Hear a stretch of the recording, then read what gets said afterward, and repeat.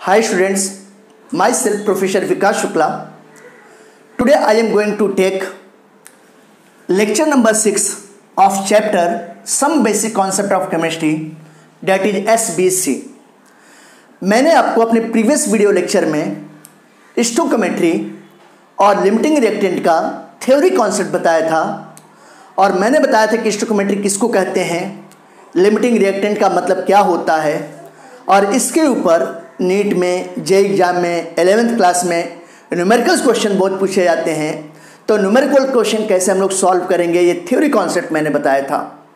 अब आज मैं आपको डिफरेंट न्यूमेरिकल के थ्रू मैं बताऊंगा कि इसके क्वेश्चन हम लोग कैसे सॉल्व करेंगे, कैसे समझेंगे, किस मेथड से इजीली सॉल्व करेंगे।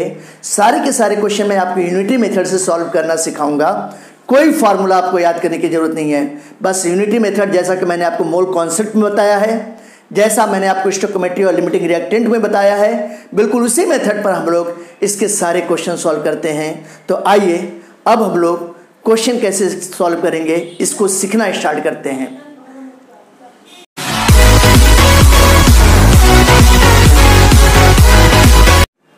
अब जैसा आप देख रहे हो कि मैंने बोर्ड पर फर्स्ट क्वेश्चन लिखा है और इस क्वेश्चन को आपको समझना है कि क्वेश्चन में क्या पूछा गया है और क्या डेटा दिया गया है। मैंने बेटा आपको सबसे पहले बताया है अपने प्रीवियस वीडियो लेक्चर्स में कि यूनिटी मेथड में जो भी चीज़ दिया रहता है वो हम लोग लेफ्ट हैंड साइड में लिखते हैं और जो चीज़ फाइंड आउट करना होता है बेटा उसको हम लोग राइट हैंड साइड में लिखते हैं। इस मेथड को आप भूलिएगा मत, इस ट्रिक को कभी मत भूलिएगा। अब क्वेश्चन हम पढ़ते हैं। क्वेश्चन लिखा है कि calculate the moles find out करना है, अमाउंट फाइंड आउट करना है। अमाउंट का मतलब क्या हुआ, मास, लिखा भी है ग्राम में। एंड मॉलिक्यूल्स, तो मॉलिक्यूल्स के नंबर फाइंड आउट करना है। किसका फाइंड आउट करना है, वाटर का। Produced by the combustion of, किसके कंबशन से, 16 gram of methane, 4 moles of methane, 5.6 litre of methane at STP या एनटीपी। तो यानी कि मीथेन गैस का कंबशन हो रहा है और मीथेन गैस के कंबशन होने से क्या बन रहा है, वाटर प्रोड्यूस हो रहा है। तो इस वाटर का आपको निकालना है, मोल्स फाइंड आउट करना है, अमाउंट फाइंड आउट करना है और मॉलिक्यूल्स के नंबर को फाइंड आउट करना है बेटा। ये बात आप ध्यान रखिएगा। अब पहली बात मैंने आपको बताया था कि स्टोइकियोमेट्री में कि सबसे इंपॉर्टेंट कंडीशन क्या है कि आपको बैलेंस केमिकल इक्वेशन लिखने आना चाहिए with correct molecular formula of substance. पहले रूल को हम लोग फॉलो करेंगे। तो एक बात हमेशा ध्यान रखिएगा कि कोई भी कंपाउंड हो, methane, ethane, propane, butene, benzene, glucose, sucrose, कोई भी कंपाउंड हो, हाइड्रोकार्बन या हाइड्रोकार्बन डेरिवेटिव कंपाउंड, उसका कंबशन करेंगे तो हमेशा CO2 और वाटर प्रोड्यूस होगा और हमको बैलेंस केमिकल इक्वेशन लिखना है। तो आइए देखते हैं। जैसा कि आप देख रहे हैं कि ये मीथेन है। मीथेन का कंबशन का मतलब ऑक्सीजन के प्रेजेंस में होगा। जब इसका कंबशन किया जाता है, इसको हीट करते हैं ऑक्सीजन के प्रेजेंस में, तो इससे CO2 बनेगा और साथ ही साथ क्या बनेगा, वाटर बनेगा। अब ये देखें कि क्या ये इक्वेशन बैलेंस है क्या, एक कार्बन एक कार्बन, अच्छी बात है भाई। यहाँ पे 4 हाइड्रोजन है, यहाँ पे आप देख रहे हो कि केवल 2 ही हाइड्रोजन है, यानी कि 2 हाइड्रोजन एटम यहाँ पे कम है। तो ऐसी कंडीशन में मैंने 2 कर दिया, तो 2 2 जा 4 हाइड्रोजन, 4 हाइड्रोजन इधर हो गया। अब यहाँ पे देखिए ऑक्सीजन के 2 एटम हैं, यहाँ पे ऑक्सीजन के 2 और 2 4 हैं, तो यहाँ पर भी हमको 2O2 करना पड़ेगा। अब ये इक्वेशन बैलेंस हो गया। तो सबसे पहले आपको बैलेंस केमिकल इक्वेशन लिखना है with correct molecular formula of substance. अब इसके बाद आपको फाइंड आउट करना है कि सब्सटेंस में किसके किसके बीच में रिलेशन है। क्या रिएक्टेंट का रिएक्टेंट से रिलेशन है, प्रोडक्ट का प्रोडक्ट से रिलेशन है, या किसी रिएक्टेंट का प्रोडक्ट से रिलेशन है, या किसी प्रोडक्ट का रिएक्टेंट से रिलेशन है और किसके रेफरेंस में दिया गया है रिलेशन, ये फाइंड आउट करना है बेटा।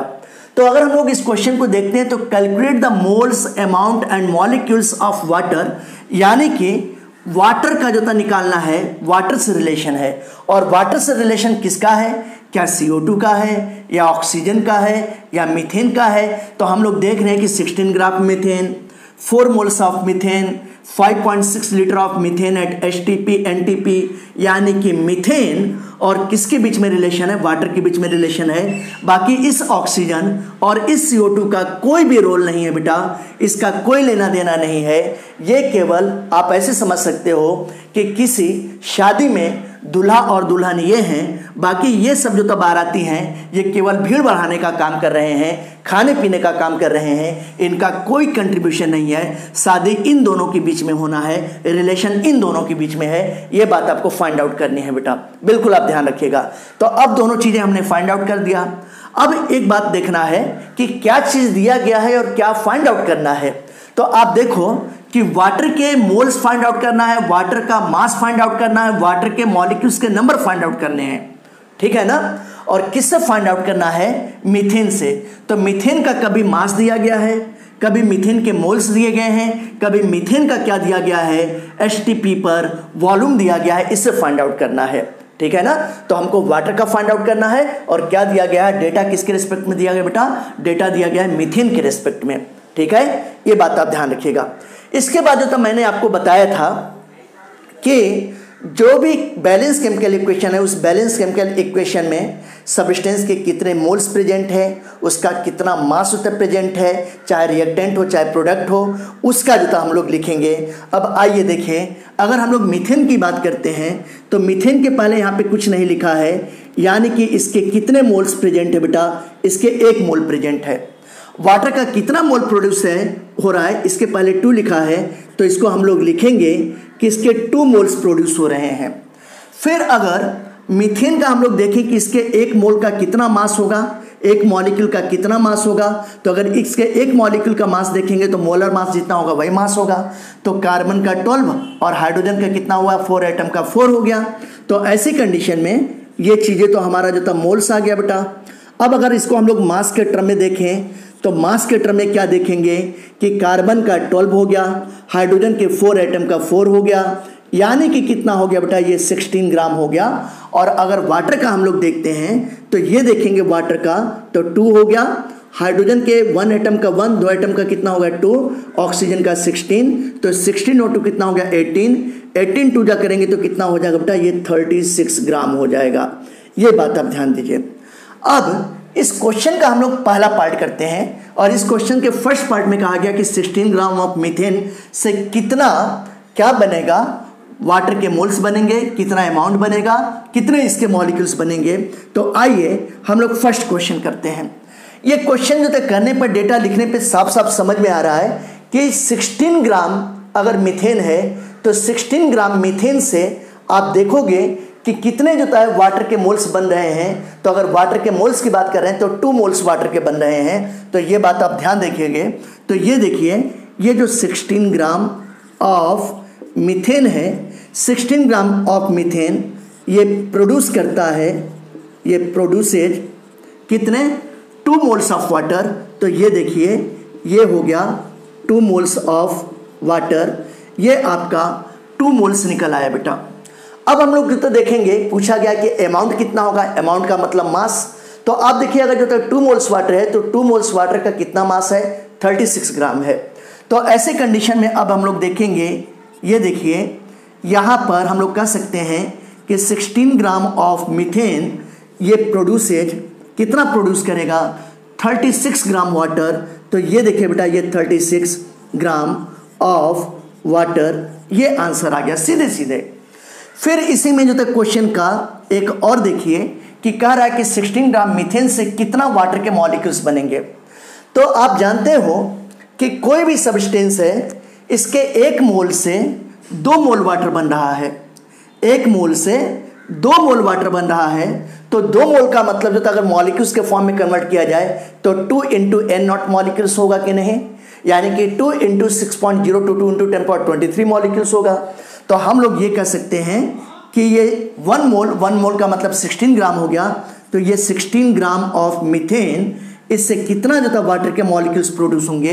तो ये देखिए 2 × 6.022 × 10⁻23 मॉलिक्यूल्स, ये देखिए मॉलिक्यूल्स ऑफ वाटर वाटर के इतने मॉलिक्यूल्स प्रोड्यूस होंगे। अगर 2 का जो था 6 में मल्टीप्लाई कर देंगे तो 12 इंटू 10⁻23 मॉलिक्यूल्स हो जाएगा। इस तरीके से पहले वाले पार्ट का आंसर आपने फाइंड आउट कर लिया। देखिए कितने ईजी है, बहुत ईजी है कि नहीं, बात आई समझ में। यही यूनिटरी मेथड है बेटा, यूनिटरी मेथड से सीधे सीधे आंसर आ जाता है। फिर मैं आपको क्वेश्चन का सेकंड पार्ट बताने जा रहा हूं, और ये सेकंड पार्ट है कि 4 मोल्स ऑफ मीथेन से कितना वाटर के मोल्स बनेंगे, कितना इसका अमाउंट प्रोड्यूस होगा, कितने मॉलिक्यूल्स के नंबर प्रोड्यूस होंगे। तो अब हम लोग बी वाला सेक्शन करेंगे। आइए बी सेक्शन करते हैं। ये देखिए ये भी बहुत इजी है, वेरी इजी। आप सीधे सीधे ओरल जो तब बता सकते हैं। बी वाले अगर हम लोग पार्ट की बात करते हैं तो बी पार्ट में कहा गया है कि 4 मोल्स ऑफ मीथेन से कितने मोल्स बनेंगे। आप ये देख रहे हो कि 1 मोल मीथेन से 2 मोल वाटर प्रोड्यूस हो रहा है। तो ऐसी कंडीशन में अगर ये 4 मोल्स हो जाएगा तो इसका जो है क्या हो जाएगा, ये भी 4 टाइम्स बढ़ जाएगा। 4 इंटू 2 कितना हो जाएगा बेटा, 8 मोल्स हो जाएगा। सीधे सीधे आंसर आ रहा है। तो आप देखो यहां पे हम लोग देख रहे हैं कि 1 मोल ऑफ, अब देखिए मोल के रिस्पेक्ट में, मोल से क्या निकालना बेटा, मोल निकालना है। तो 1 मोल ऑफ मीथेन हम लोग कहेंगे प्रोड्यूसेड 2 मोल्स ऑफ वाटर। तो ऐसी कंडीशन में जब यहां पे 4 मोल्स ऑफ मीथेन से पूछा गया है तो 4 मोल्स ऑफ मीथेन तब कितना प्रोड्यूस करेगा, 4 इंटू 2 मोल्स ऑफ वाटर, यानी कि कहने का मतलब कितना हो जाएगा बेटा, ये 8 मोल्स वाटर का हो जाएगा। ये आपका आंसर आ गया बेटा, फर्स्ट वाले का आ गया, ठीक है ना। फिर अगर इसी में अगर हम लोग जो तब देखें तो क्वेश्चन में कहा गया कि अमाउंट भी बताइए।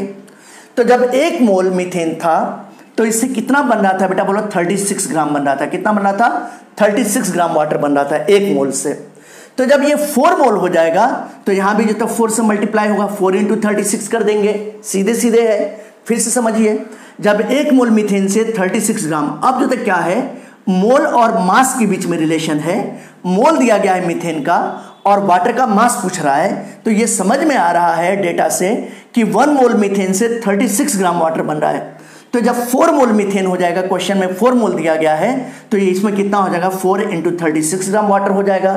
तो अब ये वाला दूसरा वाला पार्ट हम लोग करते हैं। अब देखिएगा यहाँ पर, अब मैं इसको मिटा रहा हूं। अब जो था मोल से किसके बीच में रिलेशन है, मास के बीच में रिलेशन है। अब इसको देखिए, 1 mole of methane produces 36 gram of water. तो ऐसी कंडीशन में 4 मोल ऑफ मीथेन से कितना बनेगा, तो यहां पे हम लोग क्या करेंगे, 4 इंटू 36 ग्राम ऑफ वाटर, यानी कि अगर इसको सॉल्व करते हैं तो 4 6 जा कितना हो जाएगा बेटा, 24 हो जाएगा। इन हैंड 2, 4 3 जा 12 और 2 कितना हो गया, 14, यानी कि 144 ग्राम ऑफ वाटर ये बनेगा। देखिए कितने इजी तरीके से आंसर आ गया। आंसर क्या हो गया कि 4 मोल मीथेन से 144 ग्राम वाटर बनेगा। इतना, ये देखिए कितना इजी यूनिटरी मेथड है। आप तुरंत इन हैंड, इन सेकेंड निकाल सकते हो। फिर अगर हम लोग देखते हैं तो इसमें कहा गया कि 4 मोल ऑफ मीथेन से कितने मॉलिक्यूल्स वाटर के बनेंगे, वाटर के कितने मॉलिक्यूल्स बनेंगे। अब ये देखिए बेटा, इसको भी हम लोग सॉल्व करते हैं। अगर इसको हम लोग सॉल्व करें तो ये समझ में आ रहा है। अगर बैलेंस इक्वेशन को देखते हैं कि 1 मोल मीथेन से 2 मोल्स वाटर बन रहे हैं। 2 मोल्स वाटर को अगर मॉलिक्यूल्स में कन्वर्ट करेंगे तो 2 इंटू एन नॉट, यानी कि 2 इंटू एवोगाड्रो नंबर के इक्वल। तो ऐसी कंडीशन में जब 4 करेंगे तो वहां पर हम लोग क्या करेंगे बेटा, जो तो 4 इंटू 2 एन नॉट कर देंगे। तो 1 मोल ऑफ मीथेन है, it produces 2 into 6.022 into 10⁻23 molecules of water. तो ऐसी कंडीशन में जब 4 मोल्स मीथेन है तो ये कितना हो जाएगा, ये 4 into 2 into 6.022 into 10⁻23 molecules of water. तो यानी कि अगर इसको सॉल्व करेंगे तो इस सॉल्व करने पे कितना हो जाएगा, 8 into 6.022 into 10⁻23 molecules of water होगा। अगर इसको और सिंप्लीफाई करते हैं बेटा तो 8 6 जा कितना हो जाएगा 48। अगर 6.022 को हम लोग 6 मान लेते हैं राउंड फिगर में, तो ये अप्रॉक्सीमेटली कितना आ जाएगा 48 इंटू 10⁻23 इतने मॉलिक्यूल्स आ जाएंगे। किसके मॉलिक्यूल्स हो जाएंगे बेटा? वाटर के। यही आपका आंसर निकल आया। तो आपने देखा कि बी वाला सेगमेंट कितने इजी वे में आपने सॉल्व कर लिया।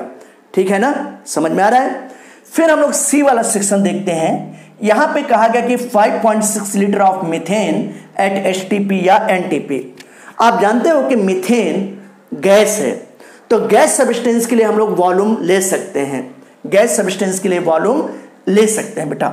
अब अगर हम लोग इसको करते हैं, सी वाले पार्ट को करते हैं, तो आइए देखते हैं इसको कैसे सॉल्व करेंगे। बहुत ही इजी है। जब मैंने बोला कि मीथेन गैस है, तो 1 मोल मीथेन का अगर एचटीपी एनटीपी पर वॉल्यूम देखते हैं तो ये कितना होगा? ये 22.4 लीटर एट एचटीपी या एनटीपी हम लोग लिख सकते हैं। किसके लिए? मीथेन गैस के लिए।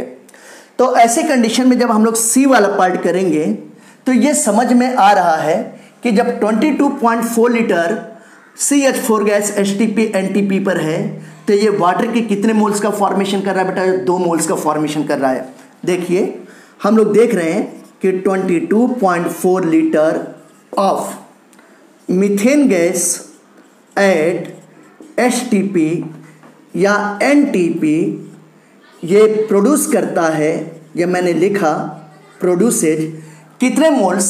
यहाँ पे हम लोग देख रहे हैं कि 2 moles water produces 2 moles of water. ये 2 मोल वाटर का फॉर्मेशन कर रहा है। तो क्वेश्चन में कह रहा है कि 5.6 लीटर मीथेन से कितना मोल वाटर के प्रोड्यूस होंगे। तो पहले हम लोग 1 लीटर में फाइंड आउट करेंगे। अगर 1 लीटर ऑफ मीथेन गैस की बात करते हैं एचटीपी एनटीपी पर, तो इससे कितना वाटर प्रोड्यूस होगा बेटा? ये 2 डिवाइडेड बाय 22.4 है ना, इतने मोल्स ऑफ वाटर प्रोड्यूस होंगे।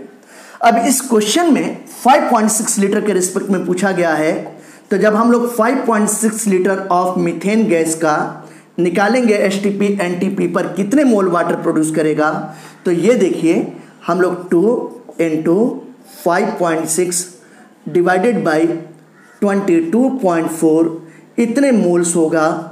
इसको आप सॉल्व कर लोगे बेटा। जब इसको आप सॉल्व करोगे तो ये 5.6 से 22.4 है बेटा, ये कितने टाइम्स चला जाएगा? ये 4 टाइम्स चला जाएगा। यहाँ पे 2 है तो ये देखिए 2 1 जा 2 और 2 2 जा 4, यानी कि 1/2 आया।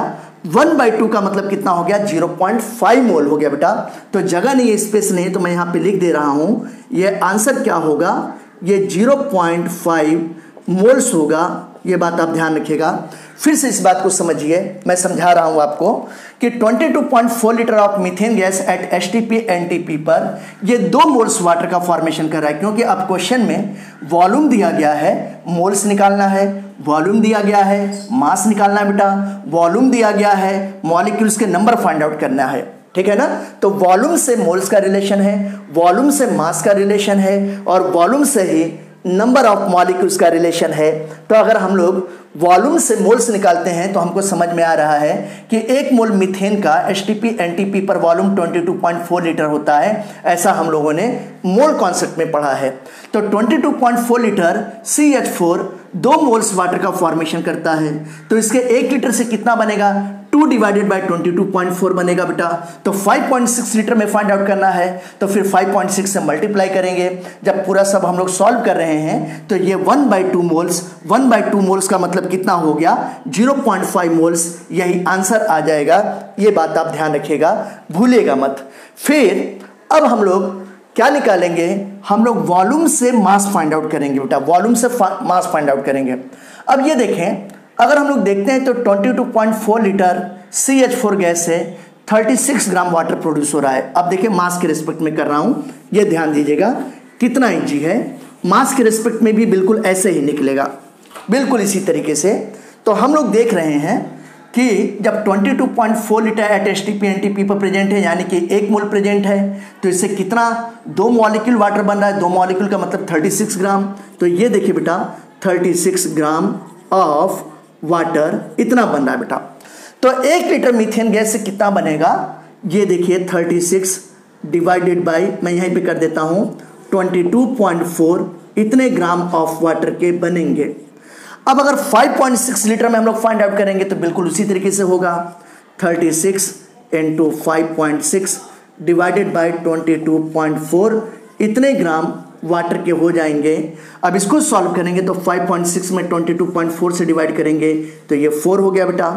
अब 4 से जो था अगर 36 में डिवाइड करेंगे तो 4 1 जा 4 और 4 9 जा 36 हो गया। तो हमारा आंसर क्या हो जाएगा, आंसर ये आ जाएगा 9 ग्राम आ जाएगा बेटा। देखिए ये 9 ग्राम आ जाएगा, ये 9 ग्राम आंसर आ जाएगा। यानी कि 5.6 लीटर से कितना बनेगा, 9 ग्राम वाटर बनेगा। ये बात आप ध्यान रखिएगा। फिर से क्वेश्चन देखिए बेटा, 22.4 litre methane gas HTP NTP पर 36 ग्राम वाटर बना रहा है। तो 1 लीटर से कितना बनेगा, 36 डिवाइडेड बाई 22.4। तो 5.6 से कितना बनेगा, 5.6 का मल्टीप्लाई कर देंगे, सॉल्व कर देंगे तो सीधे सीधे कितना आ जाएगा आंसर, 9 ग्राम आ जाएगा। ये आप देख रहे हो, ये मेथड कहलाता है बेटा, यूनिटी मेथड कहलाता है, ठीक है ना। तो मैंने आपको पहले वाले क्वेश्चन में 3 पार्ट से मोल्स, अमाउंट यानी कि मास और मॉलिक्यूल्स निकालना बताया। अब हम लोग दूसरे टाइप का क्वेश्चन सीखेंगे। आइए दूसरे टाइप का क्वेश्चन भी इसी से मिलता जुलता क्वेश्चन है, उसको भी हम लोग प्रैक्टिस करते हैं। अब हम लोग सेकंड क्वेश्चन के बारे में चलेंगे। Second question, now students second question की बात करते हैं। तो इस क्वेश्चन में कहा गया कि कैलकुलेट द मास पूछा गया है of iron which will be converted into its oxide.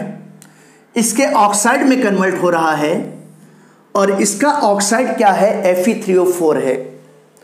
जैसे आयरन के कई ढेर सारे ऑक्साइड होते हैं बेटा, ferrous oxide FeO, ferric oxide Fe2O3 और इन दोनों के कॉम्बिनेशन से Fe3O4 बनता है। तो यहाँ पे इस क्वेश्चन में आयरन का कौन सा ऑक्साइड बन रहा है, Fe3O4, ये दिया गया है, जो कि कन्फ्यूजन दूर कर देता है। अगर सिर्फ आयरन का ऑक्साइड लिखा होता तो हमारे दिमाग में बातें होती कि यार फेरस ऑक्साइड बन रहा है कि फेरिक ऑक्साइड बन रहा है या Fe3O4 बन रहा है, कौन सा बनाना है ना। तो फिर अलग अलग लोगों का आंसर अलग अलग आता, क्योंकि कोई प्रोडक्ट के फॉर्म में फेरस ऑक्साइड बनाता, कोई फेरिक ऑक्साइड बनाता और कोई Fe3O4 बनाता। तो क्वेश्चन में ऑक्साइड का फेरिक ऑक्साइड Fe3O4 दिया गया है, Fe3O4 बन रहा है, तो कंफ्यूजन को दूर कर दिया गया है। By the action of 9 gram of steam, ये 9 ग्राम स्टीम। तो सबसे पहले हम लोगों को बैलेंस केमिकल इक्वेशन बनाना है और उस बैलेंस केमिकल इक्वेशन से ये समझ में आ रहा है कि आयरन और वाटर स्टीम के बीच में रिएक्शन हो रहा है, तो आयरन का ऑक्साइड Fe3O4 बन रहा है। अब पहले हम लोग क्वेश्चन के अकॉर्डिंग इक्वेशन लिखेंगे, फिर उसको बैलेंस करेंगे।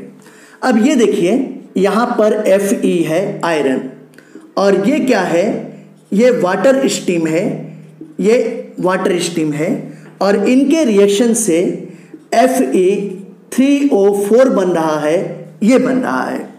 ये 3 डेटा क्वेश्चन में अवेलेबल है कि आयरन का वाटर स्टीम के साथ रिएक्शन से आयरन का ऑक्साइड Fe3O4 बन रहा है। ये मैंने लिख दिया कि Fe3O4 प्रोडक्ट है और ये दोनों रिएक्टेंट है, लेकिन रिएक्शन बैलेंस नहीं है बेटा।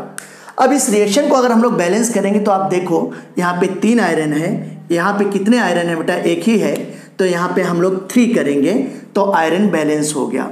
अब यहाँ पे देखो 4 ऑक्सीजन है बेटा, यहाँ पे कितने ऑक्सीजन है, 1 ही है, तो यहाँ पर हम लोग 4 से मल्टीप्लाई कर देंगे तो ऑक्सीजन बैलेंस हो गया। अब 4 2 जा 8 हाइड्रोजन है, इधर हाइड्रोजन है ही नहीं, तो हम लोग यहाँ पे क्या कर देंगे, 4H2 लिख देंगे। हालांकि इसका कोई इंपॉर्टेंस नहीं, क्वेश्चन में इसके बारे में, हाइड्रोजन के बारे में कोई जिक्र नहीं किया गया है, इसलिए हम लोगों को इसको लिखें चाहे ना लिखें कोई फर्क नहीं पड़ता है। मैंने लिख दिया ये क्वेश्चन को बैलेंस करने के लिए। अब हम लोग देखेंगे, फाइंड आउट करेंगे कि रिलेशन किसके किसके बीच में है। तो कह रहा है कि calculate the mass of iron, यानी कि आयरन के मास को फाइंड आउट करना है। अब किसके रिस्पेक्टिव फाइंड आउट करना है, which will be converted into its oxide by action of 9 gram of steam, यानी कि जो था इससे इसका मास पूछा गया है, यानी कि रिलेशन वाटर स्टीम और आयरन के बीच में है बेटा, ध्यान रखिएगा। इन दोनों का, ये दोनों केवल मुखौटे हैं, इनका कोई इंपॉर्टेंस नहीं है, ये केवल बाराती हैं बेटा। ये इक्वेशन को बैलेंस करने में Fe3O4 हेल्प हुआ, बाकी इसका इक्वेशन में कोई लेना देना नहीं है, क्वेश्चन में कोई लेना देना नहीं है। तो लेना देना किसके किसके बीच में है? वाटर स्टीम से हम लोगों को आयरन का मास फाइंड आउट करना है। और कितना दिया गया है? ये दिया गया है 9 ग्राम। कह रहा है कि 9 ग्राम स्टीम के, है ना, से रिएक्ट करेगा, 9 ग्राम स्टीम के साथ रिएक्ट करने के लिए कितने मास आयरन की जरूरत पड़ेगी, ऐसा क्वेश्चन में कहा गया है। अब आइए हम लोग देखते हैं इसके बीच में रिलेशन देखेंगे। ये दिखाई दे रहा है कि यहाँ पे इसके कितने मोल्स हैं। अगर हम लोग मोल्स की बात करते हैं तो ये दिखाई दे रहा है कि इसके 3 मोल्स हैं आयरन के, और इसके कितने मोल्स हैं बेटा? वाटर स्टीम के 4 मोल्स हैं। ये बात आप ध्यान रखिएगा, ठीक है ना। आयरन के 3 मोल्स हैं और वाटर स्टीम के कितने मोल्स हैं? 4 मोल्स प्रेजेंट हैं। अब यहाँ पर मास से मास पूछा गया है, तो अगर यहाँ पे हम लोग देखें आइडियली इस इक्वेशन के अकॉर्डिंग, तो 3 एटम आयरन का कितना मास होगा? जो होता है 3 इंटू आयरन के 1 एटम का एटॉमिक मास 56 होता है। तो अगर इसको सॉल्व करेंगे तो 3 6 जा 18, 3 5 जा 15 और 1 16, 168 ग्राम हो गया। 4 मोल्स वाटर का अगर हम लोग देखेंगे तो 4 इंटू वाटर के एक मॉलिक्यूल का 18 होता है, तो यानी कि अगर हम लोग देखेंगे तो ये 72 ग्राम हो जाएगा। तो इससे समझ में आ रहा है कि 72 ग्राम वाटर स्टीम के साथ रिएक्ट करने के लिए 168 ग्राम आयरन चाहिए, क्योंकि मास से मास के साथ रिलेशन है बेटा। ये बात ध्यान रखिएगा। देखिए मास है और फिर मास ही है, तो मास से मास का पूछा गया है, मास टू मास रिलेशन है। एक रिएक्टेंट का जो मास दिया गया है, दूसरे रिएक्टेंट का मास पूछा गया है। तो अब आइए यूनिटी मेथड का यूज करते हैं। हमको क्वेश्चन के अकॉर्डिंग समझ में आ रहा है कि 72 gram of water steam react with कितने के साथ रिएक्ट कर रहा है? 168 ग्राम ऑफ Fe के साथ रिएक्ट कर रहा है बेटा। तो 9 ग्राम के साथ रिएक्ट करने के लिए कितना ये चाहिए? तो पहले हम लोग 1 ग्राम में निकालेंगे। अगर 1 ग्राम ऑफ वाटर स्टीम के साथ कितना रिएक्ट करेगा, कितना जो आयरन का मास होना चाहिए? तो 168 डिवाइडेड बाई 72, इतने ग्राम आयरन चाहिए। तो अगर हम लोग 9 ग्राम में फाइंड आउट करना चाहते हैं, 9 ग्राम ऑफ वाटर स्टीम के साथ रिएक्ट करने के लिए कितने आयरन के मास की जरूरत पड़ेगी? तो ये देखिए 9 इंटू 168 डिवाइडेड बाई 72, तो 9 1 जा 9, 9 8 जा 72। अब अगर इसको जो हम लोग सिंप्लीफाई करेंगे बेटा, तो ये कितना होगा? 8 2 जा 16 और 8 1 जा 1, यानी कि 21 ग्राम ऑफ Fe, इतना जो जरूरत पड़ेगा। यही आपका आंसर आ गया, 21 ग्राम ऑफ Fe आ गया। एक बार फिर से समझिएगा, अगर हम लोग बैलेंस केमिकल इक्वेशन बनाते हैं तो ये समझ में आ रहा है रिलेशन किसके किसके बीच में है बेटा? वाटर स्टीम और आयरन के बीच में है। क्वेश्चन में पूछा गया है कि 9 ग्राम वाटर स्टीम के साथ रिएक्ट करने के लिए कितने ग्राम आयरन की जरूरत पड़ेगी, ऐसा। तो मास टू मास रिलेशन है और रिएक्टेंट से रिएक्टेंट के बीच में रिलेशन है। एक रिएक्टेंट का मास दिया गया है, दूसरे रिएक्टेंट का मास पूछा गया है। अब अगर हम लोग क्वेश्चन के अकॉर्डिंग देखते हैं तो ये समझ में आ रहा है कि 72 ग्राम वाटर स्टीम के साथ रिएक्ट करने के लिए 168 ग्राम आयरन की जरूरत पड़ती है। तो 9 ग्राम के साथ कितना पड़ेगा बेटा? ये देखिए 168 इंटू 9 डिवाइडेड बाई 72 करेंगे, तो यही मैंने किया है कि 72 ग्राम ऑफ वाटर। मैंने आपको क्या बोला है कि जो भी चीज क्वेश्चन में दिया रहेगा, गिवन होगा, वो किधर लिखेंगे? हमेशा लेफ्ट हैंड साइड। और जो चीज फाइंड आउट करना होगा, जैसे आयरन का मास फाइंड आउट करना है, तो ऐसी कंडीशन में उसको राइट हैंड साइड लिखेंगे। तो आप देखो यहाँ पर 72 ग्राम वाटर स्टीम के साथ रिएक्ट करने के लिए 168 ग्राम Fe की जरूरत पड़ती है।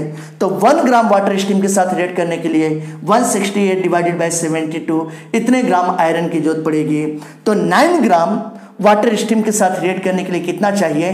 9 इंटू 168 डिवाइडेड बाई 72 करेंगे, तो ये कितना आपका आंसर आ जाएगा?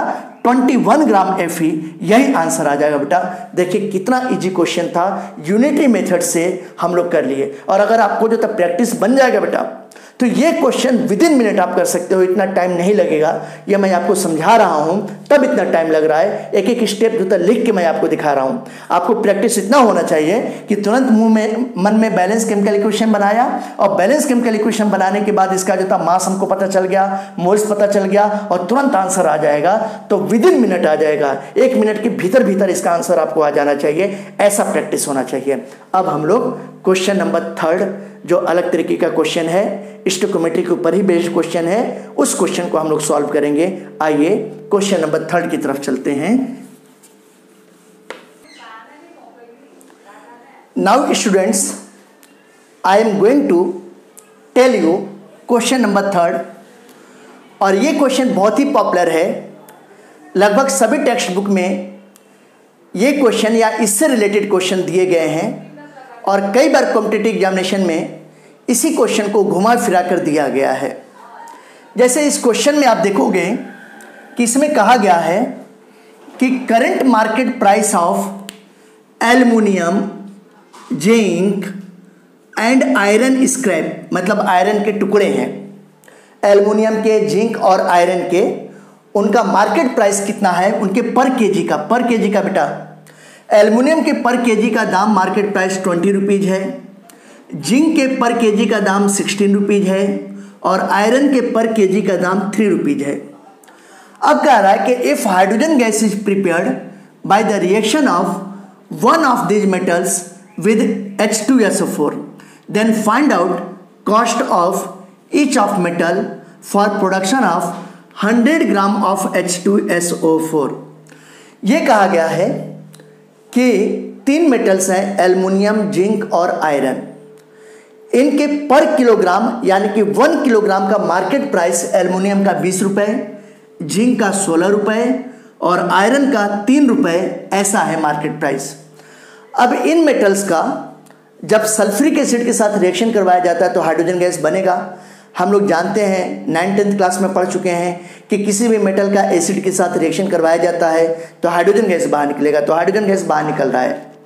अब ये कह रहा है कि अगर हमको 100 ग्राम H2SO4 गैस बनाना है, 100 ग्राम हाइड्रोजन गैस बनाना है, तो हर एक मेटल का कॉस्ट कितना आएगा। अब किसी बुक में यही क्वेश्चन दिया गया है कि इन तीनों में से सबसे महंगा मेटल कौन सा होगा, इन तीनों में से सबसे सस्ता मेटल क्या होगा। मैंने कहा है कि 100 ग्राम हाइड्रोजन गैस बनाने के लिए इनमें मेटल का कॉस्ट क्या आएगा, तीनों मेटल का। अब आइए हम लोग क्वेश्चन करना शुरू करते हैं। ये मैं लिख रहा हूँ सॉल्व, क्वेश्चन को सॉल्व करना शुरू करता हूँ।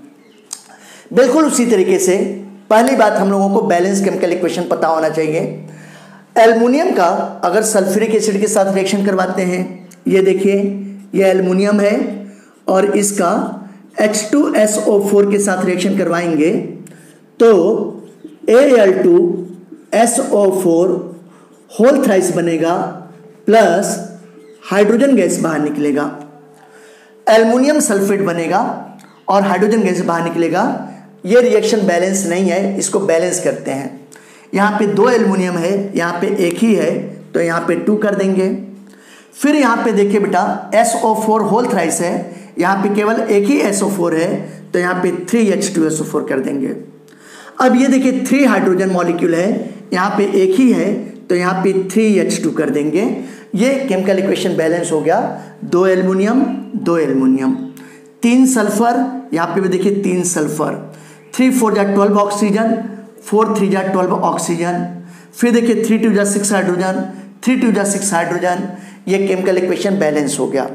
इसके बाद हम लोग देखते हैं कि किसके किसके बीच में रिलेशन है। तो इस क्वेश्चन में जो रिलेशन है बेटा वो मेटल और किसके बीच में है, हाइड्रोजन गैस के बीच में है। इन दोनों के बीच में एक रिएक्टेंट और एक प्रोडक्ट के बीच में रिलेशन है। सल्फ्यूरिक एसिड और एल्युमिनियम सल्फेट का कोई लेना देना यहाँ पे नहीं है, ये केवल केमिकल इक्वेशन को बैलेंस करने में हेल्पफुल रहा है। जो रिलेशन है इसके बीच में है। और क्या पूछा गया है कि इतने हाइड्रोजन बनने के लिए, यहाँ पे आप देख रहे हो कि हाइड्रोजन बनने के लिए 100 ग्राम हाइड्रोजन बनने के लिए कितना जो था एल्युमिनियम का कॉस्ट होगा, ऐसा क्वेश्चन में कह रहा है। अब आइए अगर हम लोग देखते हैं क्वेश्चन के डेटा के अकॉर्डिंग, तो यहाँ पर 2 मोल एल्युमिनियम है, यहाँ पे कितने हैं बेटा बोलो, यहाँ पे 3 मोल्स हाइड्रोजन के हैं। तो अगर हम लोग सबसे पहले कंडीशन के अकॉर्डिंग देखें तो मोल्स की बात करते हैं। तो मोल्स की बात करते हैं तो यहाँ पे जो तक कितना हो गया, ये 2 मोल्स हैं इसके, और यहाँ पे इसके कितने मोल्स हैं बेटा, बोलो 3 मोल्स हैं। ये देखिए बेटा, ये 3 मोल्स हैं। अब अगर मोल्स से जो तो मैं मास भी देख लूँ, मास की भी बात कर देता हूँ।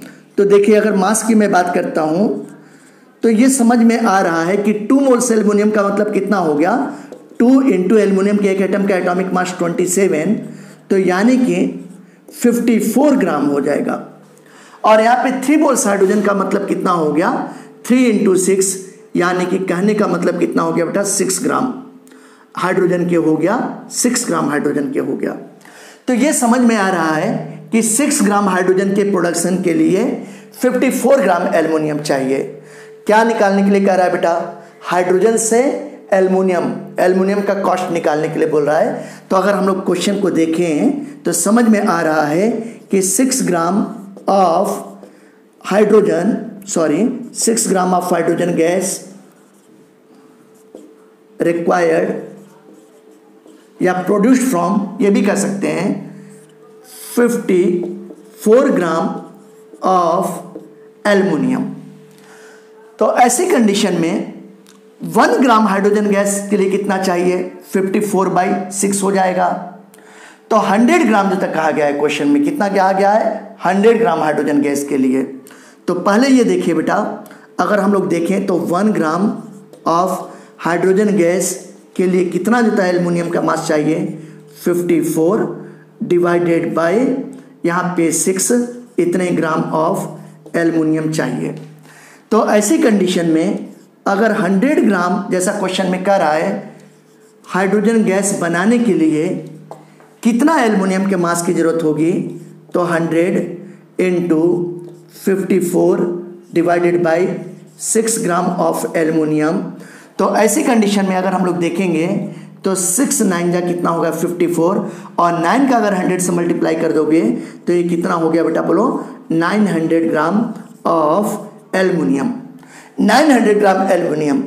अब हम लोग 900 ग्राम एल्युमिनियम का कॉस्ट निकाल लेंगे कि कितना कॉस्ट आएगा। अब आइए देखिए, इसको एक बार फिर से समझिएगा क्योंकि मैं इसको इरेज करने जा रहा हूँ। ये देखिए बेटा, क्वेश्चन को जब हम लोग देख रहे हैं, बैलेंस केमिकल क्वेश्चन बना रहे हैं, तो समझ में आ रहा है कि 54 ग्राम एल्युमिनियम की जरूरत पड़ रही है 6 ग्राम हाइड्रोजन के प्रोडक्शन के लिए। तो 1 ग्राम हाइड्रोजन के प्रोडक्शन के लिए कितना चाहिए बेटा, 54/6 यानी कि 9 ग्राम चाहिए। तो 100 ग्राम हाइड्रोजन गैस के प्रोडक्शन के लिए कितना चाहिए, 100 इंटू 9 करेंगे तो 900 ग्राम एल्युमिनियम चाहिए। ये मैंने फाइंड आउट किया है लेकर कि 6 ग्राम of hydrogen gas required 54 gram of aluminium. तो 1 ग्राम हाइड्रोजन गैस के लिए कितना चाहिए, 54/6, यानी कि 6 से 54 में डिवाइड करोगे तो 9 ग्राम ऑफ एल्युमिनियम। तो 100 ग्राम हाइड्रोजन गैस, क्वेश्चन में 100 ग्राम के लिए कह रहा है, ये देखिए 100 ग्राम के लिए कह रहा है। तो 100 ग्राम हाइड्रोजन गैस के प्रोडक्शन के लिए कितने जो था मास चाहिए, 100 इंटू 9 कर देंगे तो 900 ग्राम एल्युमिनियम का चाहिए। अब ये आंसर नहीं आया बेटा, अब हम लोगों को निकालना पड़ेगा कि 900 ग्राम एल्युमिनियम का कॉस्ट कितना होगा। अब आइए इसको मैं इरेज कर रहा हूं और हम लोग कॉस्ट फाइंड आउट करते हैं, ध्यान दीजिएगा बिल्कुल। अब हम लोग कॉस्ट फाइंड आउट करेंगे कि 900 ग्राम एल्युमिनियम का क्या कॉस्ट होगा, ये बात ध्यान दीजिएगा। मैं इसको भी इरेज कर देता हूं क्योंकि स्पेस की जरूरत पड़ेगी बेटा। ये देखिए, मैंने आपको बताया है कि एल्युमिनियम के पर केजी का मतलब कितना हो गया, 1000 ग्राम। एल्युमिनियम के पर केजी यानी कि 1000 ग्राम। तो ये समझ में आ रहा है कि 1 kg यानी कि 1000 ग्राम ऑफ एल्युमिनियम, इसका मार्केट प्राइस कितना दिया गया है, 20 रुपए। तो ये कितना है, 20 रुपीज है। तो अगर 1 ग्राम एल्युमिनियम का निकालेंगे तो 1 ग्राम एल्युमिनियम का कितना होगा बेटा, 20/1000 हो जाएगा। तो अगर हम लोग 1 ग्राम ऑफ एल्युमिनियम इसका मार्केट प्राइस निकालेंगे तो 20 डिवाइडेड बाई 1000 इतना रुपया हो जाएगा। अभी हम लोगों ने देखा था कि 100 ग्राम हाइड्रोजन गैस के बनाने के लिए 900 ग्राम एल्युमिनियम की जरूरत पड़ेगी, इसलिए 900 ग्राम ऑफ एल्युमिनियम इसका प्राइस कितना होगा, तो यहाँ पे 900 इंटू 20 डिवाइडेड बाई 1000 ये 2 जीरो कैंसिल, ये 2 जीरो कैंसिल, ये एक जीरो, एक ये जीरो, 9 इंटू 2 करेंगे बेटा तो ये कितना हो जाएगा, 18 रुपीज़ हो जाएगा। यानी कि 900 ग्राम एल्युमिनियम का मार्केट प्राइस 18 रुपीज़ हो जाएगा। ठीक है ना, ये बात ध्यान रखिएगा। या ऐसे हम लोग कर सकते हैं कि 100 ग्राम हाइड्रोजन गैस बनाने के लिए जो एल्युमिनियम का कॉस्ट आएगा वो 18 रुपये आएगा, 18 रुपीज़ आएगा। तो यही देखिए आपका आंसर आ गया। देखा कितने इजी वे में आंसर आ गया बेटा। अब इसी तरीके से हम लोग क्वेश्चन का सेकेंड वाला पार्ट करेंगे। हम लोग देखेंगे कि 100 ग्राम हाइड्रोजन गैस बनाने के लिए जिंक का कॉस्ट क्या होगा, ये हम लोग देखेंगे। अब आइए हम लोग ये वाला देखते हैं पार्ट, जरा समझते हैं। बिल्कुल इसी तरीके से हम लोग बैलेंस केमिकल इक्वेशन लिखेंगे और देखते हैं कि बैलेंस केमिकल इक्वेशन से क्या आता है, जरा समझते हैं। देखिएगा, अब हम लोग जो सेकेंड मेटल है वो जिंक है बेटा। तो यहां पे हम लोगों ने लिखा कि जिंक है, जिंक का सल्फ्यूरिक एसिड के साथ रिएक्शन करवाएंगे तो इससे ZnSO4 बनेगा और हाइड्रोजन गैस बाहर निकलेगा। यह गैस है तो मैंने एरो का शाइन ऊपर लगा दिया। रिएक्शन देखते हैं कि बैलेंस है या नहीं है। बैलेंस नहीं होगा तो करना होगा, एक जिंक, एक जिंक, एक सल्फेट, एक sulphate, 2 hydrogen, 2 hydrogen. Reaction already balance है, कोई स्टोइकियोमेट्री ऐड करने की जरूरत नहीं है, तो ये बैलेंस केमिकल इक्वेशन हो गया लकीली। अब अगर हम लोग देखते हैं तो रिलेशन किसके किसके बीच में दिया है बेटा। हाइड्रोजन, 100 ग्राम हाइड्रोजन के प्रोडक्शन के लिए जिंक मेटल का कॉस्ट फाइंड आउट करना है। यह 100 ग्राम के लिए, ध्यान दीजिएगा, यह 100 ग्राम के लिए 100 ग्राम हाइड्रोजन के लिए जिंक मेटल का कॉस्ट फाइंड आउट करना है।